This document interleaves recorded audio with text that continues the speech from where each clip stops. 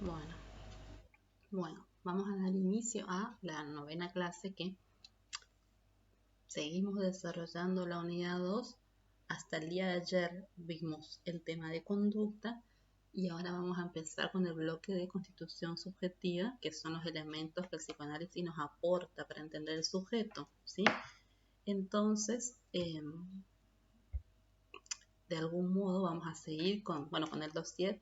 En el PowerPoint están señaladas las páginas que tienen que fijarse para estudiar esta parte, ¿sí? Y vamos a adentrarnos hoy, empezar a presentar los aportes de Freud que nos sirven para poder entender al sujeto, ¿eh? Obviamente no pretende ser algo cerrado y acabado de psicoanálisis, son solamente algunos elementos que voy a compartir con ustedes, ¿eh? Freud, como ustedes vieron, Sigmund Freud, habíamos visto en las escuelas psicológicas, nació en Viena en 1856, murió en Londres en 1939, se dedicó prácticamente toda su vida a escribir obras, ¿sí? Su desarrollo es muy importante hasta el día de hoy, se sigue su obra, ¿sí? y se vuelve cada vez que se necesita consultar, ¿eh? Y la importancia de Freud, digamos, dentro del mundo psi, es haber desarrollado una escuela, un sistema en el cual estudia al inconsciente, pone al inconsciente como objeto de estudio. El psicoanálisis es la única escuela que estudia al inconsciente, ¿sí? Para Freud, el psicoanálisis son tres cosas, Por un lado, es un método de investigación de los procesos mentales. ¿Por qué? Porque el psicoanálisis tiene su propio método como sistema, no son cosas nomás que uno se les ocurre, sino que tiene un método de abordaje y de investigación de los procesos mentales. Por otro lado, es una psicoterapia de los tratamientos, para el tratamiento, mejor dicho, de los trastornos neuróticos. ¿Por qué neuróticos? Porque Freud sí se dedicó más a la neurosis, todo su desarrollo está orientado a eso. Después de Freud vinieron otros autores que extendieron el psicoanálisis también con la psicosis, a otro tipo de patologías, digamos, más, no sé si llamarlo graves, pero otro tipo de patologías, ¿sí? Pero el desarrollo de la obra de Freud surge a partir de la neurosis, por eso nosotros lo estudiamos así.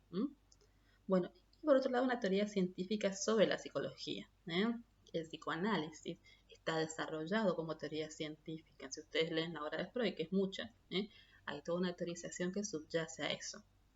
Entonces, el psicoanálisis para Freud tiene esas tres vertientes, ¿no? Por un lado es método, por otro lado es psicoterapia y por otro lado es una teoría científica, ¿sí? Es teoría, método y psicoterapia o tratamiento, digamos, para los pacientes neuróticos en principio, ¿sí? Así quédense ustedes nomás con el tema de la neurosis, Bueno, Freud va a dar una definición de inconsciente que él fue desarrollando y reinventándose y descomplejizándose durante toda su vida, ¿no? Lo de lo inconsciente está presente desde el principio de su desarrollo teórico. Va a ser en 1915 que él publica un texto llamado Lo inconsciente, justamente donde de algún modo describe y desarrolla una serie de cuestiones respecto de esto, ¿no? De algún modo, antes escribió mucho, pero con ese texto lo que hace es señalar por ahí las características del inconsciente. ¿Qué sería lo inconsciente para Freud? Hay una definición que yo les coloqué ahí en el PowerPoint, donde Freud habla de lo inconsciente como la sede de los conflictos reprimidos de carácter sexual que no tienen lugar en la conciencia por efecto de la represión.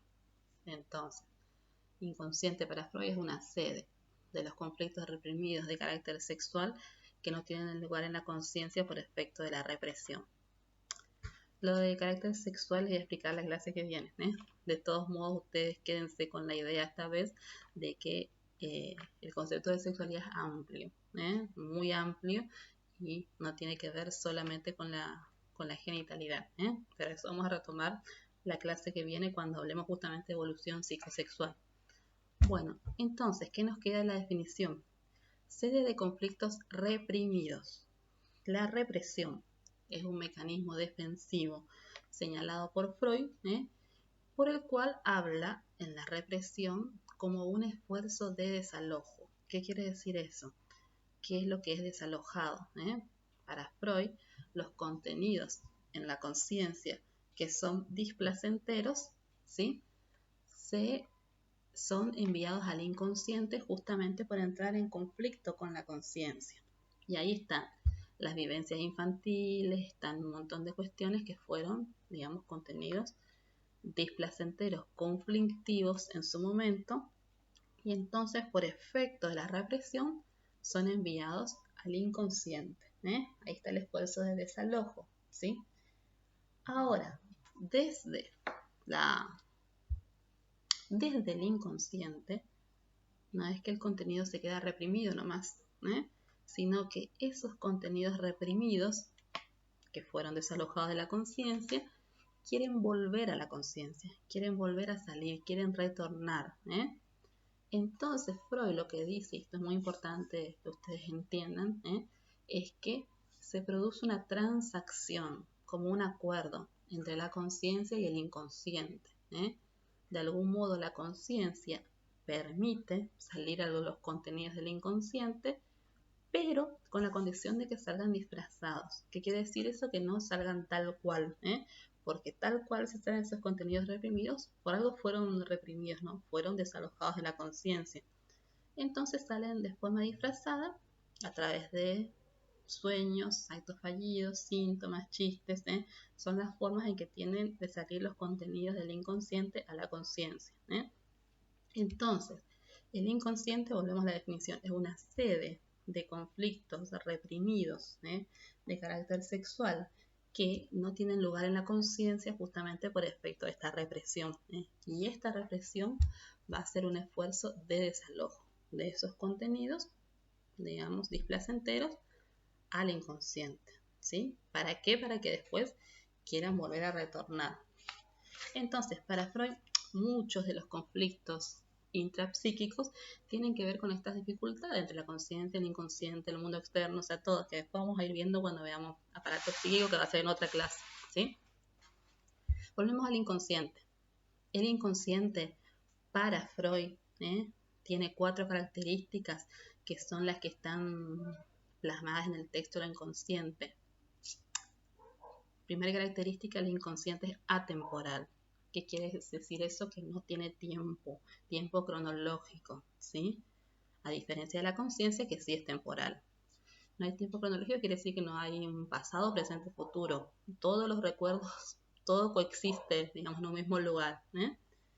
Ustedes se van a dar cuenta por los sueños. En los sueños, piensen cualquier sueño de ustedes, aprovecho para decirles que los sueños son individuales, no hay sueños colectivos, ahora vamos a ver eso, pero los sueños, en cualquier sueño uno puede soñar, por ejemplo, que está en el instituto dando clases, pero a su vez el lugar es, no sé, la escuela primaria donde ustedes iban, y le está dando clases a su maestra de primer grado, ¿sí? O sea, eso habla de la atemporalidad, como distintas cosas que sucedieron en distintos momentos del tiempo coexisten tranquilamente, porque para el inconsciente no hay tiempo. Para el inconsciente no existe el tiempo, para la conciencia sí. En la conciencia yo puedo decir esto es del pasado, en el inconsciente no. Digamos, como no existe tiempo, todos los recuerdos coexisten. Si no, fíjense en la neurosis o en cualquier duelo. Hay gente que perdió, no sé, algún ser querido hace 20 años y lo sigue llorando y le sigue doliendo como si fuera ayer que falleció. Y pasaron 20 años, digamos. Pasaron 20 años de lo cronológico, ¿sí? Ahora, en el psiquismo, y es como si fuera ayer y todavía sigo esperando que aparezca el ser querido en algún momento, digamos. O sea, estos son procesos de duelo por ahí no resueltos y que tienen que ver con esta atemporalidad del inconsciente, ¿sí? La segunda característica del inconsciente es que hay una ausencia de contradicción. O sea, en el inconsciente no hay contradicción. ¿Vieron todo lo que dijimos la otra vez del conflicto y todo eso? Eso en el inconsciente no existe, ¿sí? En el inconsciente pueden coexistir un montón de cosas sin conflicto. El conflicto está en la conciencia, ¿sí? En la conciencia sí hay contradicción, porque justamente por eso los contenidos estos fueron displacenteros y fueron desalojados de la conciencia, pero en el inconsciente no hay contradicción. Por ejemplo, el sueño que estoy en un lugar hermoso, pero me quiero ir, digamos, de ese lugar. Bueno, eso vivido como conflicto en el sueño puede estar tranquilamente y sin ningún tipo de problema. La tercera característica del inconsciente es el predominio del principio del placer. ¿Qué quiere decir eso? Que el inconsciente siempre va a tender a satisfacerse. Por eso es que quiere salir a la conciencia, porque se quiere satisfacer. El inconsciente siempre busca la satisfacción, ¿sí? En la conciencia lo que predomina no es el principio de placer, sino que predomina el principio de realidad. Las convenciones sociales, la adaptación, lo que ustedes quieran llamarle, pero la conciencia se adapta, digamos, a la realidad. En cambio, el inconsciente predomina el principio de placer. En el sueño hay un montón de cosas que uno va realizando, digamos, que no las pudo realizar en la realidad, y eso se ve mucho en los sueños de los niños. En los sueños de los niños, el niño sueña lo que no pudo hacer en la vida ese día, digamos, Si ese día no le compraban un chupetín, en el sueño aparece comiendo chupetín, por ejemplo, Y así, un montón de cosas que por ahí son negados en la vida real, en el sueño aparecen cumpliéndose, Que me voy a algún lado, cualquier cosa. Y la cuarta característica es que en el inconsciente predomina el proceso primario, a diferencia de la conciencia que predomina el proceso secundario. ¿Qué quiere decir el proceso primario? Que hay una libertad de cargas y que, digamos, el contenido no está enlazado a una representación. Eso se ve, por ejemplo, volviendo a los sueños que estábamos con ese tema, se ve cuando hay una condensación en un sueño. Sueño que es mi tía, pero está vestida con una ropa que era de mi mamá, tiene un sombrero que yo le vi a una vecina, por ejemplo, tiene unos guantes y unos modales que parece una profesora de la secundaria, pero yo sé que es mi tía. Eso es una condensación, digamos. Es la tía, pero vestida con distintas cosas correspondientes a distintas personas. Es, pero no era. Es, pero... Bueno, en el lapsus también se ve cuando hay equivocaciones orales, por ejemplo, actos fallidos, en las cuales yo condenso y digo una palabra junto dos palabras en una porque me equivoqué. Por ejemplo, eso es una condensación también, ¿sí? Eso es posible gracias al proceso primario, porque en el proceso primario hay una libertad de cargas, una movilidad, los cuales no es el proceso secundario. Cuando yo me acuerdo de mi sueño, digo, no era mi tía, tenía el vestido de mi mamá, tenía esto, empiezo a cada cosa ubicar, digamos, en su lugar. Sin embargo, en el inconsciente, tranquilamente eso puede coexistir. Y el desplazamiento inconsciente es cuando yo desplazo el acento psíquico. En un sueño a veces lo que está como figura no es lo principal, sino que es lo que está en el fondo, pero digamos, aparece como importante esto otro, como forma de desviar la atención, puede ser. Entonces, las características del inconsciente son 4. El inconsciente es atemporal, no hay contradicción, predomina el principio del placer y está regido por el proceso primario. La conciencia, por oposición, es temporal, hay una cronología ahí, hay contradicción, ¿sí? Predomina el principio de realidad y está regida por el proceso secundario, ¿sí? No hay movilidad de carga, sino que cada carga está ligada a una representación. Entonces, viendo todas estas características, cómo los sueños, cómo se puede llegar a lo inconsciente, Freud, cuando habla de tratamiento y de método, desarrolló un método llamado asociación libre, por el cual, digamos, mediante la asociación libre, se le pide al sujeto que diga todo lo que se le viene a la cabeza sin ninguna censura, sin ninguna resistencia, ¿no? Sin ninguna oposición. Y en base a esa asociación es que se puede trabajar a través de toda una técnica de interpretación y se puede llegar a lo inconsciente. El método del psicoanálisis es que ustedes ven en las películas el diván en el cual el sujeto se acuesta de espaldas al analista, o sea, tiene toda una significación también de por qué se hace eso. y va hablando, y en esa asociación libre es que se puede ir llegando al inconsciente de ese sujeto. Lo importante que ustedes tienen que saber es que el inconsciente es individual, es singular, es particular de cada sujeto. No hay un inconsciente colectivo, por lo menos no para Freud, ¿no? Como por ahí dice la canción o como hay otras teorizaciones, ¿sí? No es que compartimos un inconsciente, sino que cada uno tiene su inconsciente para Freud, Por lo cual, cuando hablamos de sueños, no hay sueños universales, ¿sí? Para Freud, sino que cada sueño tiene que ser analizado según cada sujeto, porque es producción del inconsciente de ese sujeto y no de otro, Esos sueños de soñar tal cosa y jugar a la quiniela no tienen, desde la teoría científica del psicoanálisis, no tienen ningún tipo de asidero directamente, De hecho, Freud, cuando habla de la interpretación de los sueños, que es un texto que él escribe en 1900, que son 3 volúmenes, escribió bastante, recopila algunos sueños que se ven en la historia, en la Biblia, cuando se acuerdan cuando el faraón soñaba y le pedía interpretar alguno, o sea, sin embargo, Freud dice que no se trata de nada de eso el psicoanálisis, ¿sí?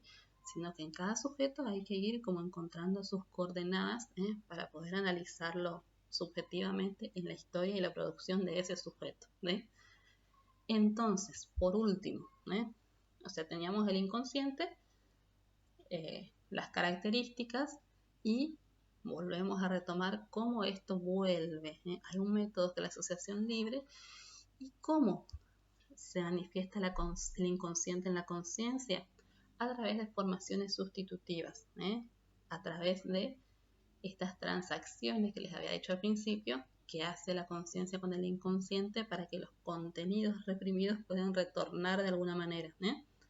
Son 4. Acá en el libro hay 3, pero son 4. Freud habla de 4. Los sueños, por un lado, los actos fallidos, los síntomas y los chistes. Los chistes faltan en el libro, pero les digo son 4 porque, digamos, Freud, inclusive sobre el chiste, hay todo un texto, que es el chiste y su relación en lo inconsciente, donde él fundamenta por qué el chiste también es un retorno de lo reprimido.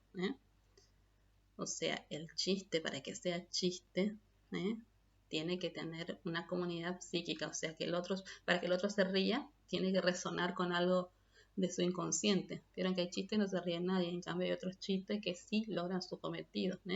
El chiste es lo más social que tiene el inconsciente de salir. Hay cosas que yo no las digo directamente, pero a través de un chiste las puedo decir. O sea, a través de una chanza, de un chiste, yo logro el efecto cómico. Y es lo más social que tiene el inconsciente de poder salir a la conciencia.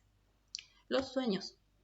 Los sueños, dice Freud, son la vía regia, el camino real para llegar a lo inconsciente. ¿Por qué? Porque cuando uno sueña, baja el nivel de censura, bajan las defensas, y entonces los contenidos inconscientes se pueden manifestar tranquilamente. El problema es cuando uno se despierta, que uno se despierta y no se acuerda de todo lo que soñó. Es más, hay veces que sabe que soñó algo, pero no se acuerda. Eso es porque la conciencia censuró directamente el sueño, y entonces directamente no nos acordamos. Siempre soñamos, pero no siempre nos acordamos, es porque se efectuó ahí la censura directamente, ¿sí? Por eso también es que nos acordamos poco, Eso poco que nos acordamos es justamente el contenido abreviado, de un sueño más extenso, si se quiere.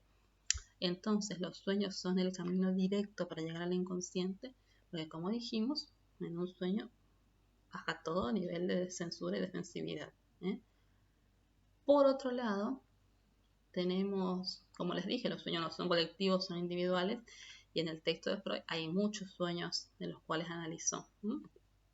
Por otro lado, sacando los sueños, tenemos los actos fallidos, que son los lapsus verbales, lapsus de equivocaciones de escritura, cuando yo me equivoco y digo una palabra por otra, o condenso, como dije a veces, ¿no? Y me mezclan 2 palabras, equivocaciones en la escritura, también son actos fallidos, en vez de escribir una cosa, escribo otra, olvidos, también son actos fallidos porque de algún modo, bueno, ese olvido tiene que ver con algo, o sea, hay un nombre que no me acuerdo, hay algo que no me acuerdo, o sea, por algo en ese momento está surgiendo, ¿sí? Freud tiene todo un texto llamado Psicopatología de la vida cotidiana, donde justamente habla de todo este tipo de situaciones, ¿sí? Y porque eso, con eso se puede llegar al inconsciente. Fíjense que habla de psicopatología de la vida cotidiana, ¿no? De algún modo está dando a entender que estas cosas son normales, o sea, que a todo el mundo le pasa, a todo el mundo nos pasa, todos tenemos inconsciente y en algún momento se manifiesta. Y los síntomas neuróticos, yo les había dicho creo que al principio de todo, ¿no? De las clases, que la neurosis a grandes rasgos podemos clasificarlas en tres subgrupos, ¿no? Por un lado la histeria, en el cual las manifestaciones son en el cuerpo, y en la época de Freud había muchas histéricas porque era la patología, no sé si del momento, pero sí que más atención científica suscitaba, ¿no? Entonces por ahí se desmayaban, o sea, pasaban ciertas cuestiones, Bueno, por otro lado, la neurosis obsesiva, donde los síntomas están presentes en la mente y no en el cuerpo, O sea, quiero hacer algo, pero me pongo un montón de trabas. Por ejemplo, hay gente que no puede salir de la casa si antes nos hace como rituales, ¿no? De cerrar esto, lo otro, apagar esto, lo otro, sale y le agarra la duda y vuelve a entrar a corroborar si todo eso está así y así, sucesivamente, ¿sí? Y la fobia, que es el tercer grupo de las neurosis, donde, digamos, el miedo, el conflicto están en un objeto externo, ¿sí? Una fobia a volar, por ejemplo, una fobia a los animales, una fobia, o sea, un miedo irracional, diría la psiquiatría. En Freud tiene un análisis de un niño de 5 años que tenía fobia a los caballos, Juanito se llamaba el caso, y en la época de Freud tener fobia a los caballos era todo un problema porque salías a la calle y los caballos eran el medio de movilidad, o sea, había carruajes, todo. Entonces el nene no quería salir directamente de la casa porque tenía miedo a los caballos, de que un caballo le muerda, definitivo. Entonces, ese tipo de situaciones donde el miedo está proyectado en un objeto externo, ¿sí? O sea, es lo que llama fobia. ¿Por qué? Produce una conducta de evitación que es directamente no salir para no encontrarse con el caballo, por ejemplo. Entonces, los síntomas neuróticos para Freud también son formas que tiene el inconsciente de manifestarse, ¿sí? Y Freud en todo su desarrollo analizó distintos casos tanto de histeria como neurosis obsesiva, como fobia, como les estaba contando, donde da cuenta de estas dificultades y de por qué los síntomas en esos casos nos llevan al inconsciente, ¿sí? Como les dije, cada situación es individual, particular, entonces el análisis también tiene que ir a esa singularidad. Entonces, ¿cómo se llega al inconsciente? A través de estas 4 formaciones sustitutivas, los sueños, los actos fallidos, los síntomas y los chistes. Son las 4 formas en las cuales tiene el inconsciente de manifestarse en la conciencia. Bueno, hasta acá vimos entonces lo que es el inconsciente, lo que son las características del inconsciente, lo que son las formaciones sustitutivas y la clase que viene vamos a seguir lo que 2 clases más con Freud. Es muy interesante el tema, de hecho, como les dije, psicoanálisis es una escuela digamos, muy extendida en este país, sobre todo en Argentina, muy estudiada también y muy desarrollada, y siempre es bueno por ahí también tener en cuenta estos elementos para que sepamos de qué estamos hablando. Así que seguiremos un par de clases más con los elementos principales de Freud, que forman parte de los distintos componentes que tienen que tener en cuenta ustedes para analizar, digamos, para estudiar, mejor dicho, a los sujetos.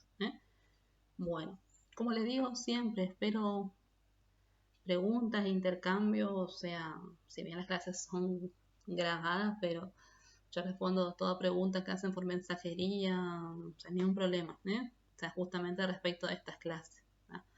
Bueno, estamos entonces, nos vemos la semana que viene, y seguimos con psicoanálisis.